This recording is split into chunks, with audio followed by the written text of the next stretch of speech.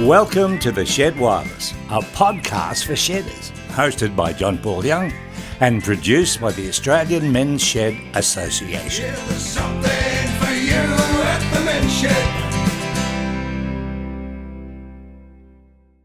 Well, now it's time to talk to the old Rip Woodchip for Nailed It. Let's hear what Wisdom Rip has for us today.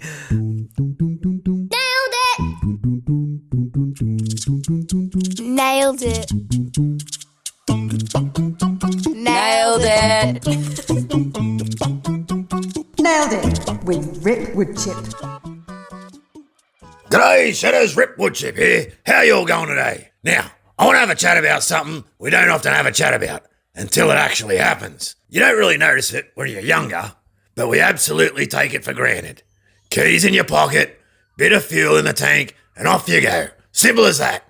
Shops, shed, servo, footy, a mate's place, doesn't matter. The car just fits in your life like a good old flano. You don't think about it. You just use it. Then, one day, someone says it. Mate, we might have to have a chat about your driving. Even before they finish the sentence, that's the day things start shifting. Now, everyone thinks it's all just about the licence, that bit of plastic.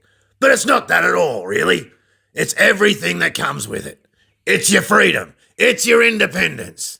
It's being able to decide at 8:30 in the morning you're going nowhere in particular and somehow ending up at Bunnings and walking out with 3 things you didn't need and forgetting the one thing you were meant to get. Try doing that on a bus. You'd need a diagram and a packed lunch. And that's the first bit that stings. Not the driving itself, it's the going, the getting around and getting back again whenever you feel like it. Something you've pretty much been able to do for 60 odd years. See, when the driving stops, the world immediately gets a bit smaller. So fair enough, at first you think, no worries, I'll just get lifts. And that works. For a while.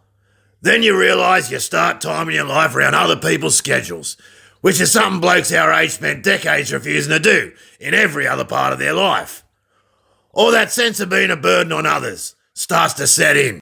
So suddenly you're asking, are you going past the shops? Far more often than you'd like to admit. A bit of a humbling question, that one. Some fellas say, I'll just catch the bus. And yeah, technically, you can. But there's a bit of a difference between rolling up in your ute and standing in the rain trying to work out which stop is yours while the school kids are carrying on like a barrel of monkeys. It's a hell of an adjustment and a massive kick in your ego. And the shed, well, that can get harder too. Not because the shed changes, but because getting there does. You start noticing which mates still drive and which ones are waiting for a lift and which ones have just quietly stopped coming in as often. That's the bit no one really likes to talk about. Not the driving, the drifting away from life. And I won't sugarcoat it. There's a bit of pride that takes a knock too. Because for most of our lives, being able to drive meant being able to sort yourself out. No fuss, no asking, just go. Losing that can feel like someone's taken the edge off your independence. But here's something I've noticed over time. The blokes who handle it best aren't the ones who pretend it doesn't matter.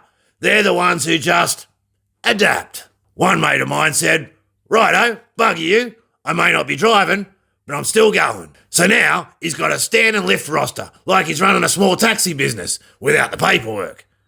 Another bloke started going to the cafe near his place every Thursday, just so he'd still have somewhere to be. Reckons it's not about the coffee, it's about the not sitting in the same chair every day. Fair call too, because that's the real risk. Not losing the licence, it's losing the reasons to go. And look, I get it. There's a day when you see your car sitting there and think, that used to be me. But it wasn't really the car, it was the places it took you. The mates, the jobs, the little routines that stitched your week together. And those don't disappear just because the keys change hands. You just have to find new ways of stitching things together. Maybe slower, maybe a bit more planning, maybe with a mate saying, I'll pick you up at 9 instead of just rolling out when you feel like it. Still gets you there. And in the end, that's what matters, because you don't stop going just because you stop driving. You just start proving quietly that you can still get where you need to be, even if someone else is doing the steering for a while. And between you and me, at least you don't have to worry about petrol prices anymore and counting the beers at lunch. Small mercies. Anyway, fellas, I'm getting back down to the shed. Catch you soon. See you, fellas.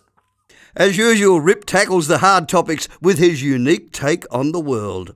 The Shed Wireless is produced by the Australian Men's Shed Association, made in Australia, and distributed all over the world for the love of shedding.